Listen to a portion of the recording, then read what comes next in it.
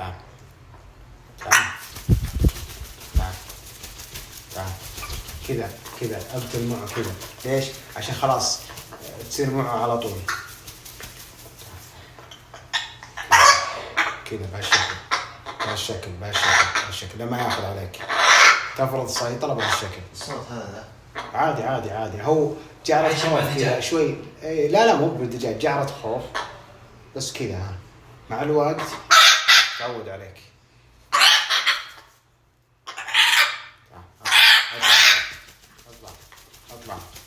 اطلع بهالشكل. لا توقف، ابتل معه، ابتل. ترى حتى سبحان الله الطير اللي صار عنده ضمور بالعضلات ولا هو بيطير ترى يصير ممتاز. الحركة هذه تبدأ تحرك جنحانه يبدأ يرجع يطير إن شاء الله. ضمور العضلات بسبب كثر الحبس. ايش رايك بالمحتوى؟ يجوز لك ها؟ تعال واذا حسيت انه بيعض رص عليه. اذا بيعض عشان خلاص شوف زي كذا. رص عليه وشو؟ شوفها مو بيعض هو، يعني تحس انه ما يبي كذا على طول. خليك جزوم. تقدر بطيحه بمره امسك. لا مو بطيحه. كذا تدفه كأنك تدفه كذا. ايش رايك؟ قبل شوي بالقفص يعرف. شفت؟ طلع برا القفص وسوي كذا. ترى يستانس على كذا. لا توقف. شوف ترى هذا مرة سهل.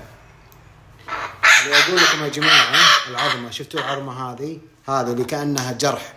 ترى هذه ما فيها شيء. هذه عظمة الجناح طبيعية جدا.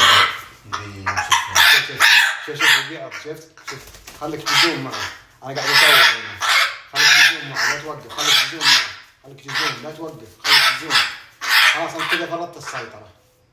بس وشوف الجنس صح. أنثى وممكن تصير قريبة. ما شاء الله أصبع كله داخل. تعال جيب أصبعك هنا أحطه مكان أصبعي.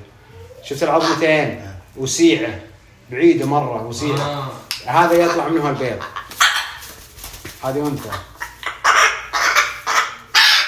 الرقم. تبي الرقم.